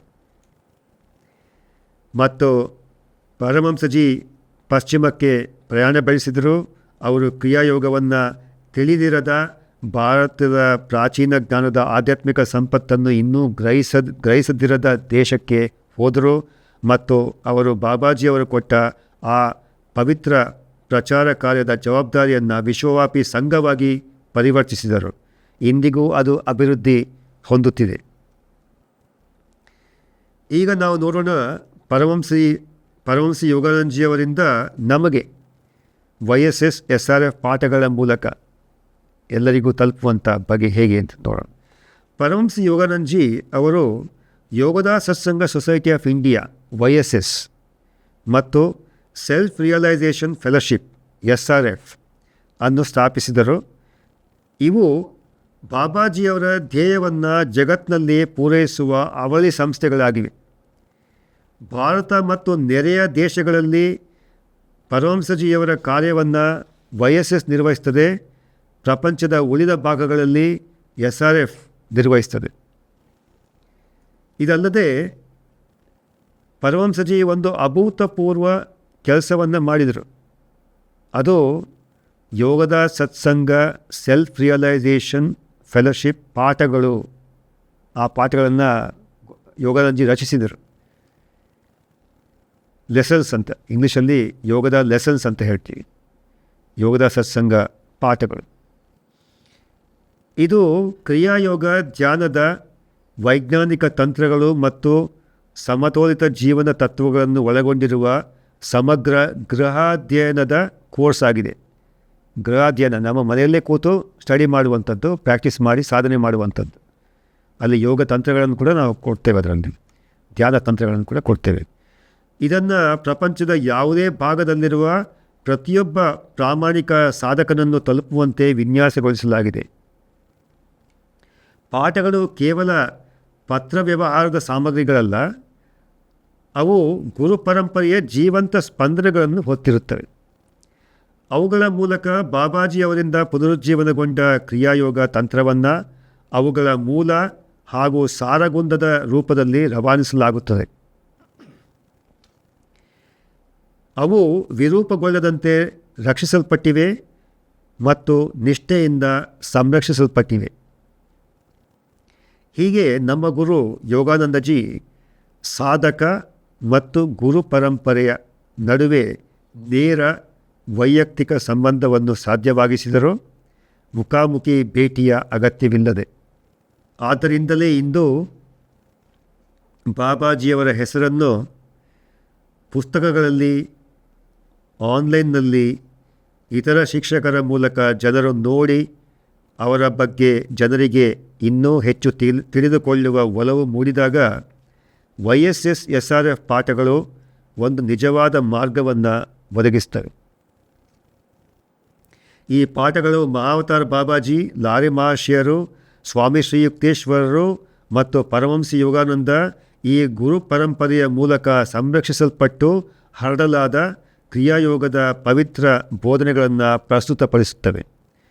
ಯಾವುದೇ ಸಾಂಸ್ಥಿಕ ಹಕ್ಕಿನಿಂದಲ್ಲ, ಆದರೆ ಬಾಬಾಜಿ ಈ ಬೋಧನೆಗಳನ್ನು ಜಗತ್ತಿಗೆ ನೀಡಲು ಆದೇಶಿಸಿದ ಸಾಧನ ಮಾತ್ರವಾಗಿದೆ. ಈ ಪಾಠಗಳ ಮೂಲಕ ಗುರುದೇವರಾದ ಪರಮಹಂಸ ಯೋಗಾನಂದಜಿ ಕ್ರಿಯಾಯೋಗದ ಆತ್ಮವಿಮೋಚಕ ತಂತ್ರವನ್ನು ಸಾರ್ವತ್ರಿಕವಾಗಿ ಲಭ್ಯವಾಗುವಂತೆ ಮಾಡಿದ್ದಾರೆ. ಪ್ರತಿಯೊಬ್ಬ ಪ್ರಾಮಾಣಿಕ ಆಧ್ಯಾತ್ಮಿಕ ಆಕಾಂಕ್ಷಿಗೆ ಇದನ್ನು ಲಭ್ಯವಾಗುವಾಗೆ ಮಾಡಿದ್ದಾರೆ. ಇವೆಲ್ಲವನ್ನು ಚಾಲನೆಗೆ ತಂದಂತಹ ಈ ಮಹಾನ್ ಬಾಬಾಜಿಯವರ ಸ್ವಭಾವದ ಒಂದು ನಸುನೋಟವನ್ನು, ಅವರನ್ನು ನೇರವಾಗಿ ಭೇಟಿಯಾದ ಕೆಲವು ಪುಣ್ಯವಂತರ ಕಣ್ಣುಗಳ ಮೂಲಕ ನೋಡೋಣ. ಈಗ ಮಹಾವತಾರ್ ಬಾಬಾಜಿಯವರ ದೈವಿಕ ಗುಣಗಳು ಎಷ್ಟೋ ಇವೆ. ಅವುಗಳಲ್ಲಿ ಕೆಲವನ್ನು ಮಾತ್ರ ಇಲ್ಲಿ ನೋಡೋಣ, ಕಥೆಯೊಂದಿಗೆ ನೋಡೋಣ. ಮೊದಲನೇದಾಗಿ ಪ್ರೀತಿ. ಅವರ ಇಡೀ ಸ್ವಭಾವವೇ ಪ್ರೇಮ. ಬಾಬಾಜಿಯವರ ಮೂಲ ಸ್ವಭಾವ ಏನು? YSSRFನ ಅಧ್ಯಕ್ಷೆ ಮತ್ತು ಸಂಘಮಾತೆಯಾಗಿ 1955ರಿಂದ 2010ರಲ್ಲಿ ಅವರ ನಿಧನರಾಗುವವರೆಗೂ ಸೇವೆ ಸಲ್ಲಿಸಿದ ದಯಾಮಾತಾಜಿ ತಮಗೆ ಅವರೊಂದಿಗಾದ, ಅಂದರೆ ಬಾಬಾಜಿಯವರೊಂದಿಗಾದ ತಮಗಾದ ಒಂದು ಪವಿತ್ರ ಅನುಭವದಲ್ಲಿ ಈ ಪ್ರಶ್ನೆಯನ್ನೇ ಕೇಳಿದರು ಬಾಬಾಜಿ ಹತ್ರ. ದಯಾಮಾತಾಜಿ ಕೇಳಿದರು, ಬಾಬಾಜಿ, ನನ್ನ ಪ್ರಭು, ನಾವು ಜ್ಞಾನವನ್ನು ಬಯಸಿದಾಗ ನಾವು ಶ್ರೀ ಯುಕ್ತೇಶ್ವರ್ಜಿಗೆ ಪ್ರಾರ್ಥಿಸಬೇಕು ಎಂದು ನಮ್ಮ ಗುರು ಕಲಿಸಿದರು, ಏಕೆಂದರೆ ಅವರು ಜ್ಞಾನವೇ ಆಗಿದ್ದಾರೆ. ಮತ್ತು ನಾವು ಆನಂದ ಅಥವಾ ಪರಮಾನಂದವನ್ನು ಬಯಸಿದಾಗ ನಾವು ಲಾರಿ ಮಹಾಶಯರೊಂದಿಗೆ ಸಂವಾದ ನಡೆಸಬೇಕು. ನಿಮ್ಮ ಸ್ವಭಾವ ಏನು? ನಂತರ ಏನಾಯಿತು ಎಂದು ದಯಾಮಾತಾಜಿ ವಿವರಿಸಿದರು. ನಾನು ಅದನ್ನು ಹೇಳಿದ ಕೂಡಲೇ ನನ್ನ ಹೃದಯವು ಪ್ರೀತಿಯಿಂದ ಸ್ಫೋಟಗೊಳ್ಳುವಂತೆ ಅನಿಸಿತು. ಅಂತಹ ಪ್ರೀತಿ 1,000 ಮಿಲಿಯನ್ ಪ್ರೀತಿಗಳು ಒಂದಾಗಿ ಸೇರಿಕೊಂಡಂತೆ. ಅವರು ಪ್ರೀತಿಯೇ ಆಗಿದ್ದಾರೆ. ಅವರ ಇಡೀ ಸ್ವಭಾವವೇ ಪ್ರೇಮ, ದಿವ್ಯ ಪ್ರೇಮ. ಮತ್ತು ಬಾಬಾಜಿ ಮಾತನಾಡಿದರು ಆವಾಗ, ನನ್ನ ಸ್ವಭಾವ ಪ್ರೀತಿ, ಏಕೆಂದರೆ ಪ್ರೀತಿ ಮಾತ್ರ ಈ ಜಗತ್ತನ್ನು ಬದಲಾಯಿಸಬಲ್ಲದು. ನಾನು ಇನ್ನೊಮ್ಮೆ ರಿಪೀಟ್ ಮಾಡ್ತೀನಿ ಬಾಬಾಜಿಯವರ ನುಡಿಗಳನ್ನು. ನನ್ನ ಸ್ವಭಾವ ಪ್ರೀತಿ, ಏಕೆಂದರೆ ಪ್ರೀತಿ ಮಾತ್ರ ಈ ಜಗತ್ತನ್ನು ಬದಲಾಯಿಸಬಲ್ಲದು. ಬಾಬಾಜಿಯ ಪ್ರೀತಿಯು ಅವರ ಮಹಾನ್ ಶಿಷ್ಯ ಲಾರಿ ಮಹಾಶಯ ಅಥವಾ ದಯಾಮಾತಾಜಿ ಅಥವಾ ಕೇವಲ ಶ್ರೇಷ್ಠರಿಗೆ ಮಾತ್ರ ಮೀಸಲಾಗಿಲ್ಲ. ಅವರ ಪ್ರೀತಿ, ದಿವ್ಯ ಪ್ರೀತಿ ಪ್ರತಿ ಯುಗದಲ್ಲಿ ಪ್ರತಿ ಆತ್ಮದೆಡೆಗೆ ಸಮಾನವಾಗಿ ಹರಿಯುತ್ತದೆ. ಅದು ಗುರುತಿಸಲ್ಪಡಲು ಮತ್ತು ಸ್ವೀಕರಿಸಲ್ಪಡಲು ಕಾಯುತ್ತದಷ್ಟೇ. ಅದನ್ನು ಅರಿಯಲು ನಾವು ಹಿಮಾಲಯಕ್ಕೆ ಹೋಗಬೇಕಾಗಿಲ್ಲ. ಆ ಪ್ರೀತಿಯನ್ನು ಕಂಡುಕೊಳ್ಳಲು ಮತ್ತು ನಂತರ ನಮ್ಮನ್ನು ಸಂಧಿಸುವ ಎಲ್ಲರೊಂದಿಗೆ ಅದನ್ನು ಹಂಚಿಕೊಳ್ಳಲು ನಾವು ಆಳವಾದ ಭಕ್ತಿ ಮತ್ತು ಕ್ರಿಯಾಯೋಗದ ಅಭ್ಯಾಸದ ಮೂಲಕ ನಮ್ಮ ಒಳಗೆ ತಿರುಗಬೇಕು. ನಾವು ಅದು ಅಗತ್ಯ ಆಗಿದೆ. ಮತ್ತು ಈ ಅಪರಿಮಿತ ಪ್ರೀತಿಯ ಜೊತೆಗೆ ಬಾಬಾಜಿ ತಮ್ಮ ಶಿಷ್ಯರನ್ನು ಚಕಿತಗೊಳಿಸುವಂತಹ ರೀತಿಯಲ್ಲಿ ಪ್ರದರ್ಶಿಸಿದ ಮತ್ತೊಂದು ಗುಣ ಇದೆ. ಅದು ವಿನಮ್ರತೆ, ಹ್ಯುಮಿಲಿಟಿ ಅಂತ ಹೇಳ್ತೀವಿ. ವಿನಮ್ರತೆ, ವಿನಯಶೀಲತೆ. ಯೋಗಿ ಆತ್ಮಕಥೆಯಲ್ಲಿ ಈ ಕತೆ ಬರುತ್ತೆ. ಇದಕ್ಕೊಂದು ಕಥೆ ಕೂಡ ಇದೆ, ಚೆನ್ನಾಗಿದೆ. ಅದು ಒಂದು ಕುಂಭಮೇಳದಲ್ಲಿ ಲಾರಿ ಮಹರ್ಷಿಯರು ಜನಸಂದಣಿಯಲ್ಲಿ ನಡೆದು ಹೋಗ್ತಾಯಿದ್ರು. ಬೂದಿ ಬರೆದುಕೊಂಡು ಕೈಯಲ್ಲಿ ಒಂದು ಭಿಕ್ಷಾ ಪಾತ್ರೆ ಹಿಡಿದಿದ್ದ ಬೈರಾಗಿಯೊಬ್ಬನನ್ನು ಕಂಡು ಅವರ ಮನಸ್ಸಿನಲ್ಲಿ ಒಂದು ಟೀಕಾತ್ಮಕ ಆಲೋಚನೆ ಮೂಡ್ತು. ಲಾರಿ ಮಹರ್ಷಿಯರ ಮನಸ್ಸಲ್ಲಿ ಈ ವ್ಯಕ್ತಿಯು, ಆ ಬೂದಿ ಬರೆದುಕೊಂಡ ಭಿಕ್ಷಾ ಪಾತ್ರೆ ಹಿಡಿದಿದ್ದ ಬೈರಾಗಿ, ಆ ವ್ಯಕ್ತಿ ಆಷಾಢಭೂತಿಯು ಮೋಸಗಾರನು ಎಂಬಂತೆ ಕಾಣ್ತಾ ಇದ್ದಾನೆ ಅಂತ ಲಾರಿ ಮಹರ್ಷಿಯರಿಗೆ ಅನಿಸ್ತು. ಸ್ವಲ್ಪ ಸಮಯದ ನಂತರ ಅವರು ಮಹಾನ್ ಬಾಬಾಜಿಯವರನ್ನು ನೋಡಿದರು. ಜಡೆಗಟ್ಟಿದ ಒಬ್ಬ ಸನ್ಯಾಸಿಯ ಮುಂದೆ ಮೊಣಕಾಲೂರಿ ಅವರ ಪಾದಗಳನ್ನು ತೊಳಿತಾ ಇದ್ದಾರೆ ಬಾಬಾಜಿ. ಅವರ ಅಡಿಕೆ ಪಾತ್ರೆಗಳನ್ನು ಸ್ವಚ್ಛಗೊಳಿಸ್ತಾ ಇದ್ದಾರೆ. ಬಾಬಾಜಿ ಹೇಳಿದರು, ವಿವೇಕಿಗಳಾದ ಹಾಗೂ ಅಜ್ಞರಾದ ಸಾಧುಗಳ ಸೇವೆ ಮಾಡುವುದರ ಮೂಲಕ ಉಳಿದೆಲ್ಲ ಗುಣಗಳಿಗಿಂತಲೂ ದೇವರಿಗೆ ಪ್ರಿಯವಾಗುವಂತಹ ವಿನಮ್ರತೆ ಎಂಬ ಶ್ರೇಷ್ಠ ಗುಣವನ್ನು ನಾನು ಅಳವಡಿಸಿಕೊಳ್ಳಲು ಕಲಿಯುತ್ತಿದ್ದೇನೆ. ಮಹಾನ್ ಗುರು ಬಾಬಾಜಿ, ಮಹಾನ್ ಗುರು ಅವರು ಒಬ್ಬ ದೀನ ಸಾಧುವಿನ ಪಾದಗಳನ್ನು ತೊಳೆಯುವುದು ಅಂದರೆ ಇದು ಬಾಬಾಜಿಯವರ ವಿನಮ್ರತೆ. ಕೇವಲ ಪ್ರದರ್ಶನವಲ್ಲ, ಬದಲಾಗಿ ಜೀವಂತ ಬೋಧನೆ. ಭಗವಂತನು ಎಲ್ಲ ದೇಹ ಮಂದಿರಗಳಲ್ಲೂ ಸಮಾನವಾಗಿ ನೆಲೆಸಿರುತ್ತಾನೆ ಎಂಬುದಕ್ಕೆ ಒಂದು ನಿದರ್ಶನ. ಸಂತನಲ್ಲೂ ಪಾಪಿಯಲ್ಲೂ, ಜ್ಞಾನಿಯಲ್ಲೂ ಅಜ್ಞಾನಿಯಲ್ಲೂ, ಶ್ರೇಷ್ಠರಲ್ಲೂ ನಿರ್ಲಕ್ಷ್ಯಕ್ಕೊಳಗಾದವರಲ್ಲೂ ಭಗವಂತ ಇರ್ತಾನೆ. ಬಾಬಾಜಿಯವರು ಸ್ವತಃ ತಮ್ಮ ಮಹಾನ್ ಶಿಷ್ಯರೂ ಸಹ ಅನರ್ಹರೆಂದು ನಿರ್ಣಯಿಸಿದ ವ್ಯಕ್ತಿಯ ಮುಂದೆ ಮೊಣಕಾಲೂರಿ ಸೇವೆ ಸಲ್ಲಿಸ್ತಾ ಇರುವಾಗ ನಾವು ಎಷ್ಟು ಹೆಚ್ಚು ಕಲಿಬೇಕಿದೆ. ಜಾತಿ, ಧರ್ಮ ಮತ್ತು ಸಂಸ್ಕೃತಿಯ ಬಾಹ್ಯ ನೋಟವನ್ನು ಮೀರಿ ನೋಡಲು ಹಾಗೂ ನಾವು ಭೇಟಿಯಾಗುವ ಪ್ರತಿಯೊಂದು ಜೀವಿಯಲ್ಲೂ ದೈವತ್ವವನ್ನು ಗುರುತಿಸಿ ಗೌರವಿಸಿ ಸೇವೆ ಸಲ್ಲಿಸಲು ನಾವು ಇನ್ನೂ ಎಷ್ಟು ಹೆಚ್ಚು ಕಲಿಯಬೇಕಿದೆ. ವಿನಮ್ರತೆಯು ಈ ಮಹಾನ್ ಗುರುವಿನ ಒಂದು ಮುಖ ಮಾತ್ರ.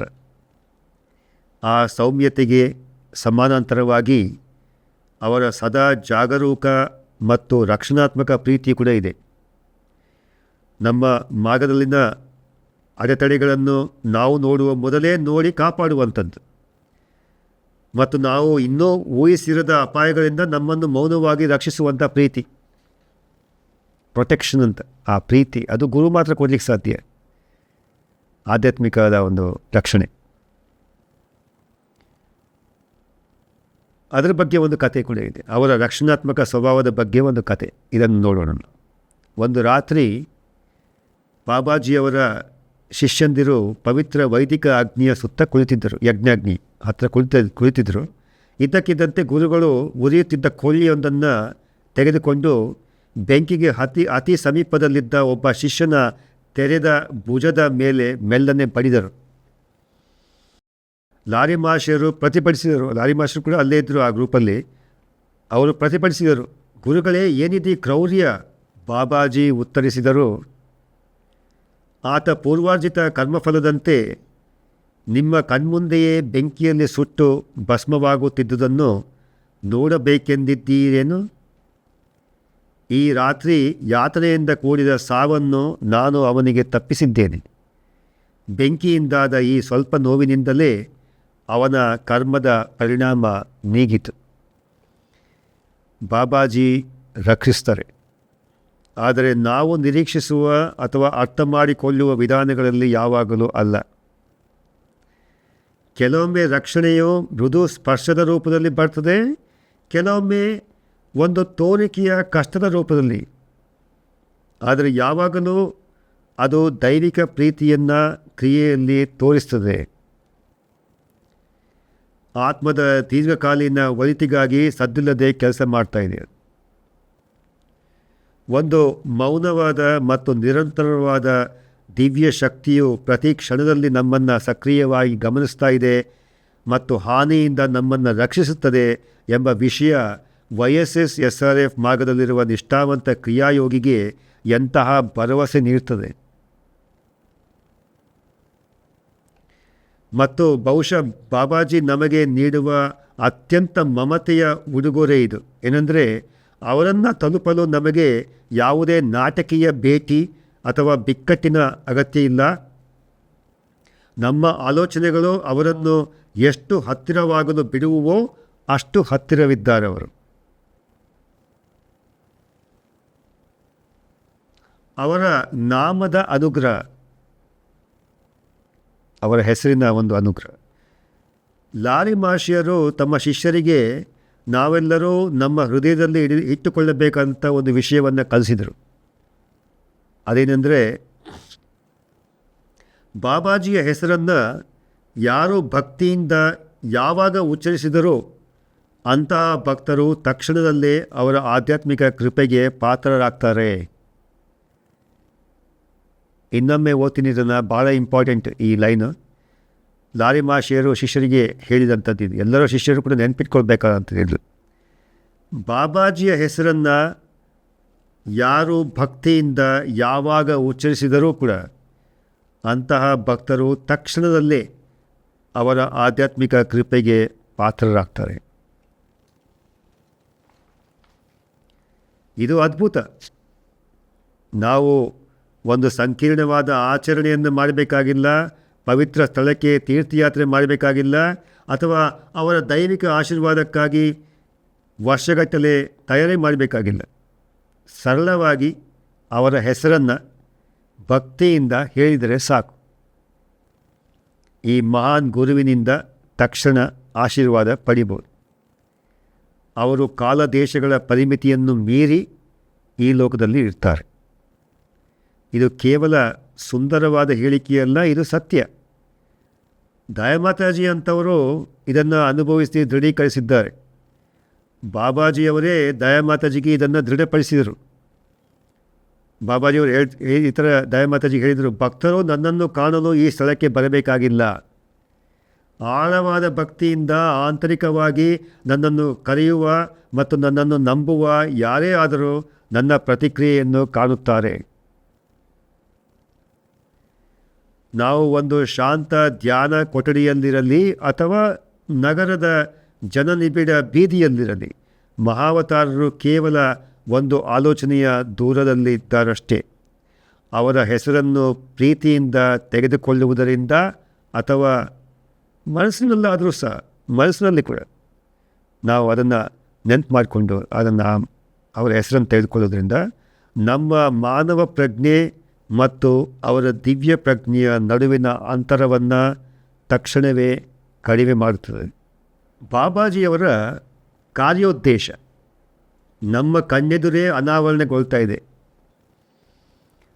ಬಾಬಾಜಿ ಆಧುನಿಕ ಕಾಲದ ಪ್ರವೃತ್ತಿಗಳ ಬಗ್ಗೆ, ವಿಶೇಷವಾಗಿ ಪಾಶ್ಚಿಮಾತ್ಯ ನಾಗರಿಕತೆಯ ಪ್ರಭಾವ ಮತ್ತು ಸಂಕೀರ್ಣತೆಗಳ ಬಗ್ಗೆ ಚೆನ್ನಾಗಿ ತಿಳಿದಿದ್ದಾರೆ.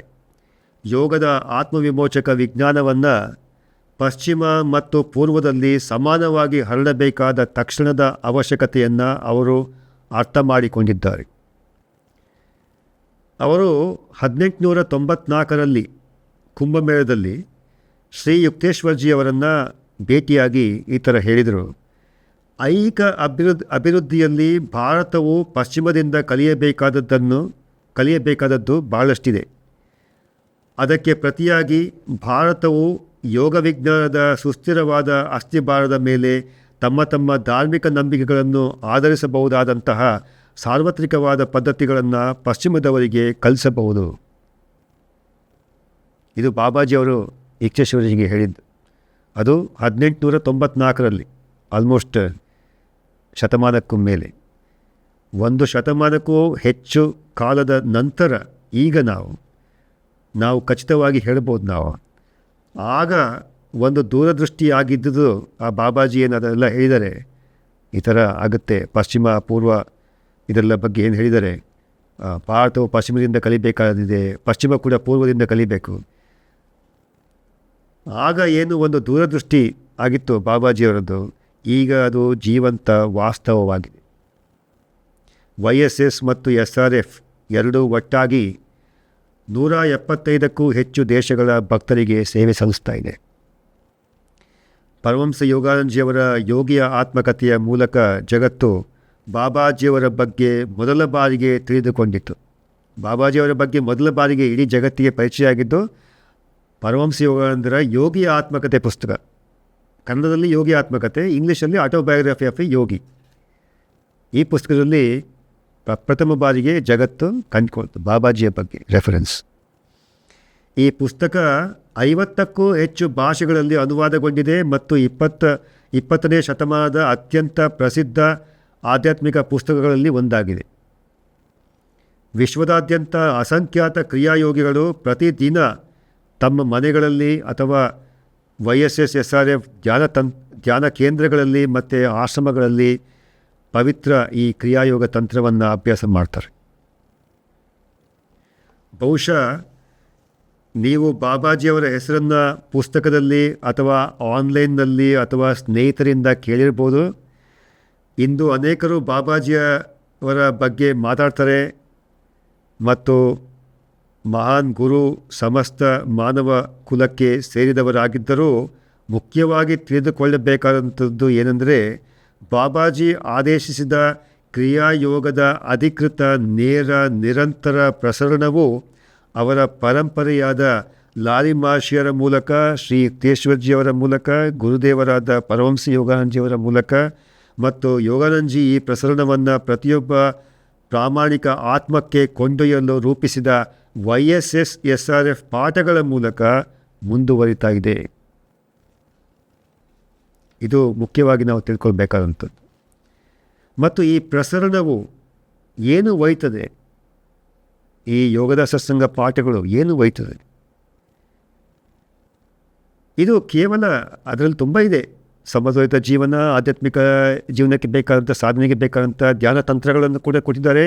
ಆದರೆ ಅದು ಕೇವಲ ತಂತ್ರಕ್ಕಿಂತಲೂ ಭಾಳ ಶ್ರೇಷ್ಠವಾದದ್ದು ಇನ್ನೂ ಕೆಲವು ವಿಷಯ ಇದೆ ಅಂತ ಪರಮಹಂಸಜಿ ನಮಗೆ ಭರವಸೆ ನೀಡಿದರೆ, YSS SRF ಗುರು ಪರಂಪರೆಯ ಸಹಾಯ ಹಾಗೂ ಆಶೀರ್ವಾದಗಳು Yogoda Satsanga society of India self realization ಫೆಲೋಶಿಪ್ನ ತಂತ್ರಗಳು ಮತ್ತು ಬೋಧನೆಗಳಲ್ಲಿ ಅಂತರ್ಗತವಾಗಿವೆ.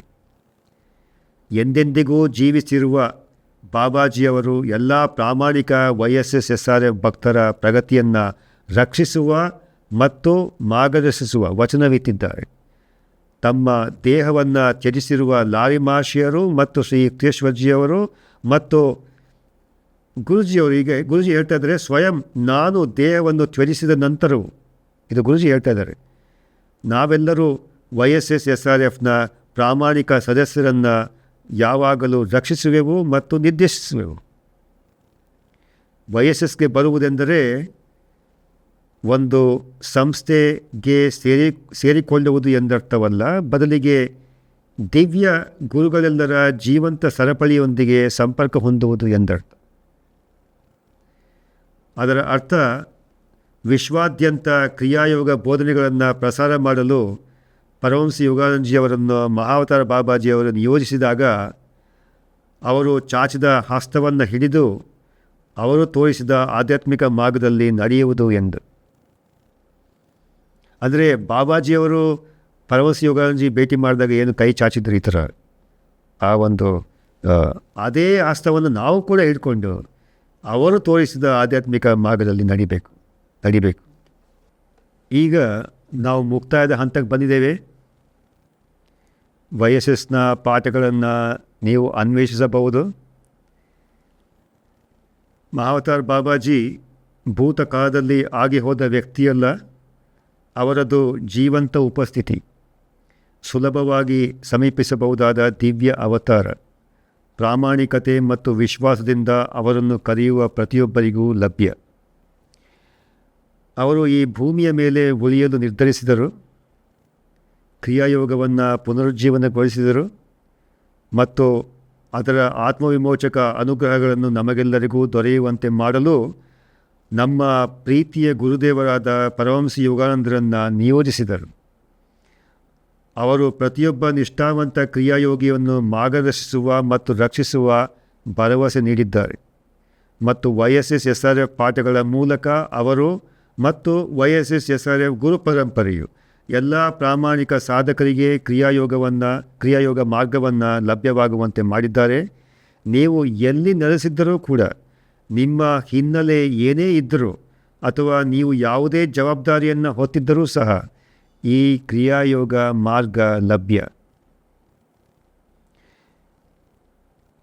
ಅವರ ಹೆಸರು ಅಂದರೆ ಬಾಬಾಜಿಯ ಹೆಸರು ನಿಮ್ಮನ್ನು ಇಂದು ಇಲ್ಲಿಗೆ ಸೆಳೆದಿದ್ದರೆ ಬಹುಶಃ ಕುತೂಹಲದಿಂದ ಇರಬಹುದು ಅಥವಾ ಬಹುಶಃ ನೀವು ಹೆಸರಿಸಲು ಸಾಧ್ಯವಾಗದ ಹಂಬಲದಿಂದ ಇರಬಹುದು.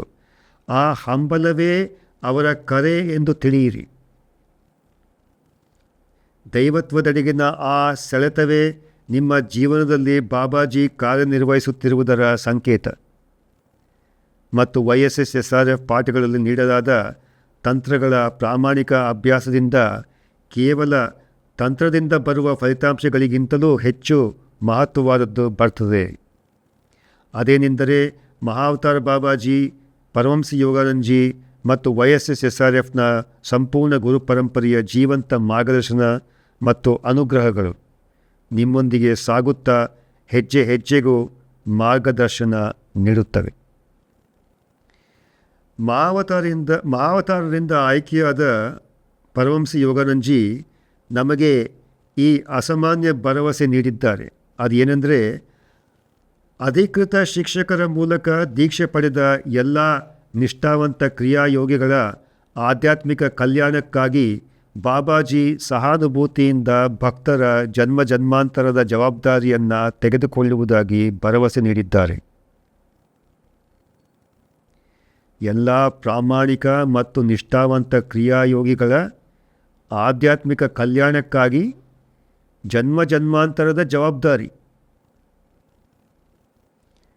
ಇದು ಮಹಾನ್ ಶಿಷ್ಯರಿಗೆ ಮಾತ್ರ ನೀಡಿದ ಭರವಸೆಯಲ್ಲ, ಇದು ಪ್ರತಿಯೊಬ್ಬ ಶಿಷ್ಯನಿಗೆ ಮತ್ತು ಕ್ರಿಯಾಯೋಗದ ಈ YSSSRF ಮಾರ್ಗವನ್ನು ಪ್ರಾಮಾಣಿಕವಾಗಿ ಅನುಸರಿಸುವ ಪ್ರತಿಯೊಂದು ಆತ್ಮಕ್ಕೆ ನೀಡಿದ ಭರವಸೆ. ಬಾಬಾಜಿಯವರ ಕರೆ ನಿಮಗೆ ನಿಜವೆಂದೆನಿಸಿದರೆ, ನೀವು ಈ ಮಾರ್ಗವನ್ನು ಅನುಸರಿಸಲು ಇಚ್ಛಿಸಿದರೆ ಬಾಗಿಲು ತೆರೆದಿದೆ. YSSSRF ಪಾಠಗಳು ಪ್ರತಿಯೊಬ್ಬ ಪ್ರಾಮಾಣಿಕ ಸಾಧಕರಿಗೆ ಲಭ್ಯ ಇದೆ. ಜಗತ್ತಿನಲ್ಲಿ ನೀವು ಎಲ್ಲೇ ಇರ್ಬೋದು, ಅದು ಲಭ್ಯ ಇದೆ. ಅದಕ್ಕೆ ಲಿಂಕ್ ನಿಮ್ಮ ಪರದೆಯ ಮೇಲಿದೆ.